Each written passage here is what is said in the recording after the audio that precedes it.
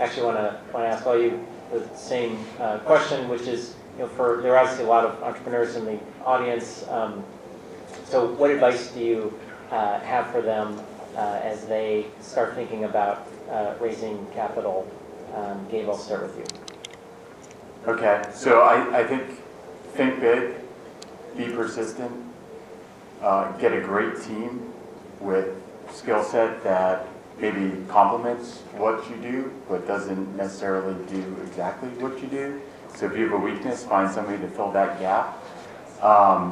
If you're a software company and you're very early stage, you're at that seed round, build out that prototype. Show that you can get a customer. Show that you can execute on your vision, and then have a vision and be able to really speak to it. I think those are some of the key things. I mean, team, product market fit, size of market, customer acquisition, those things that you guys think about, I mean, those are things that the investors will think about as well. And you want to be able to articulate it, and you also want to be able to show that you've tried to execute. I think the very most important thing that I would say is gotta keep the pitch stupid, stupid, stupid simple. 95% of the people that come to me to talk about ideas, I don't have a clue what they're talking about. Now, smarter people like Gabe and others maybe have a better understanding, but I feel like I've raised a lot of money from a lot of different people, from a lot of different industries. And I feel like most people aren't an expert in your space. You know, actually, 99% of the time you know more about it than they do. But most of the time people can't articulate it in a way that the average investor can really get it, can understand it, can get excited about it, can get so excited they can't even sit still because it's so obvious that this company is going to make money. And I feel like most entrepreneurs that I've seen have a lot of trouble just taking a huge idea that they're excited about and boiling it down to a very simple thing that a 10-year-old could get excited about. And I think if you can get 10-year-old, a little brother, or parents, somebody that doesn't know anything about the industry, excited about what you're doing, then you can definitely get somebody that is a venture capitalist or an investor excited. I think that's really important. Another thing I would say is, especially if you're dealing with angel investors, because we started early on, we were raising all of our money from angels. Talk to everybody. You absolutely have no idea. In every situation where I raised angel money, it was always from some place that I never expected to raise it from. I mean, for the voice over IP company, I mean, I was an 18-year-old college dropout, no idea where I was going to get money from. I knew someone who knew someone who knew someone who said, why don't you talk to this guy? I think he knows about telecom. I called him up. He said, why don't we meet 6 a.m. Sunday morning?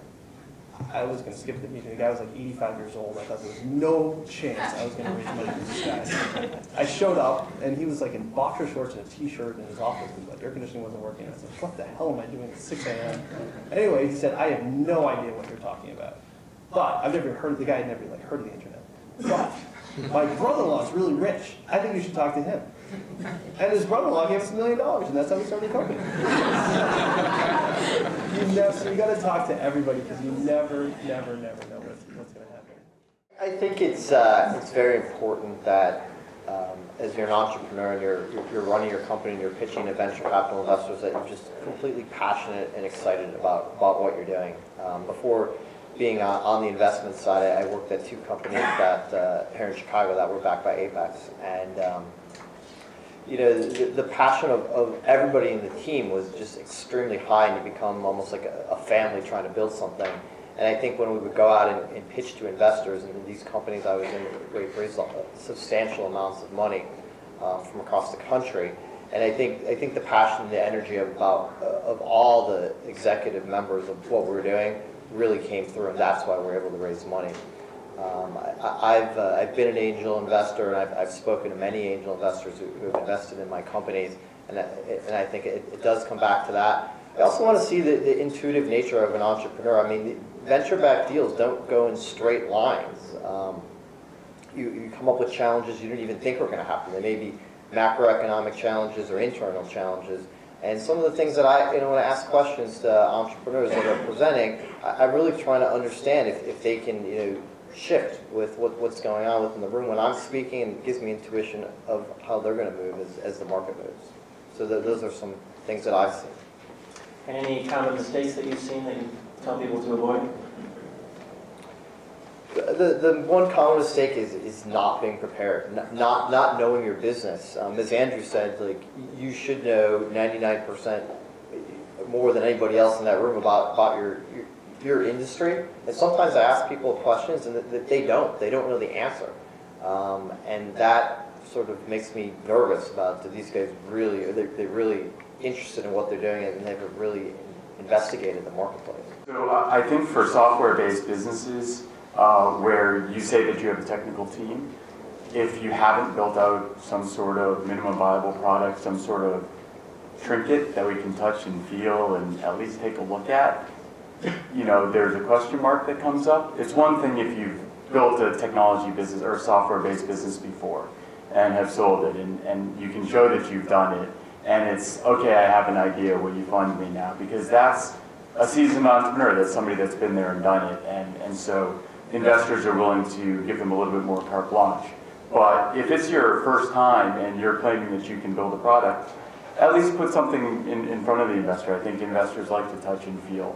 The other thing is make sure that that team, as I've alluded to, is the right team to execute. So if you're building an e-commerce company and people have worked in a completely different industry that has nothing to do with e-commerce, somebody's going to question your ability to execute into that industry. So make sure to recruit the right talent for customer acquisition, you know, whether it be somebody that understands how to build content through your site, SEO and SEM, understanding keyword acquisition, understand how to manage SKUs and actually build out the interface to attract buyers to come to your site, right? Those are things, and make sure that you've had somebody that's actually worked in an e-commerce company before.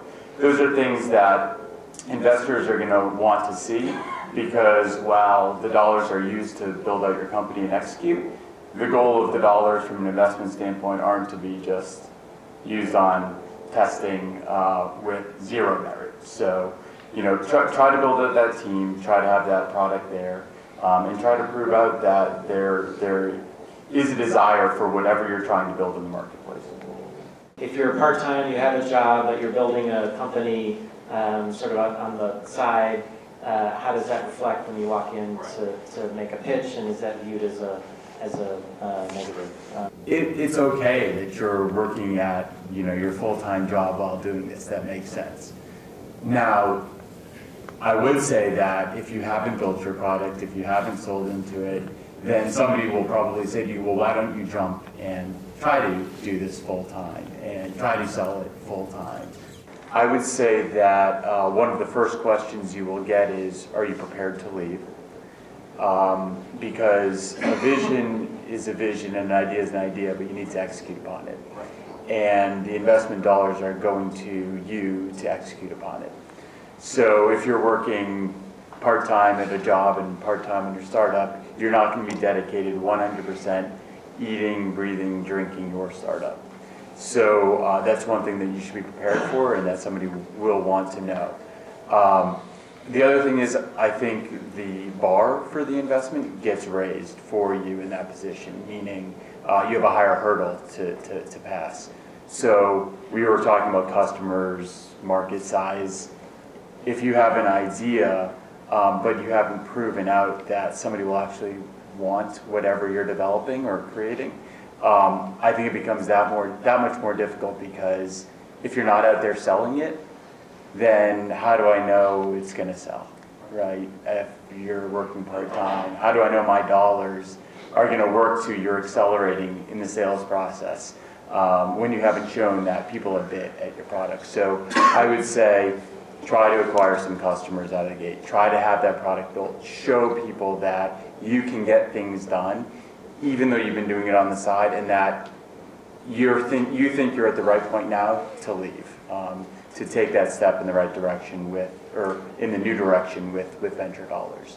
So the other really important thing that I think is necessary is to find those people that are considered the experts, like the world experts, where there's no question. If they get in the room and they answer a question, nobody questions them, because they know more about it than anybody else in the entire industry, and they're kind of famous for it. And you can hire, I mean, these guys are, well, you can hire them. You pay them a couple $100, you pay them $1,000 a day, $1,500 a day, and they'll you know, come show up at a meeting for you. It's the best money you ever spent, because you get an expert in the room that is famous in their industry, and people ask them a question and they answer the way that you know they're going to answer, people may not believe you, but they'll believe those experts. And I think having one or two experts that can really, that are third party, that can come in and answer questions for venture capitalists, because I think, no offense, but I think venture capitalists are really lazy. And they 99% of the time they ask me, who should I talk to find out whether or not I should invest in this industry or in this company? And so, that kind of stacks the deck. As soon as they ask me that question, I know I got it. And in the past couple of years, I have gone with companies that have presented market research and surveys and other items like that to the venture capital communities for companies that were creating mobile apps. And there's not, what I saw was not much value placed on that. What the VCs and what I want to see as a VC is we want to see numbers. We want to see users. We want to see people really engaged in your product. It doesn't, the cost to build these businesses, these products right now are relatively low, and it's relatively easy to get beta customers. And so we want to see that, not some type of projection of how many customers you think you'll be able to reach and have based on doing surveys.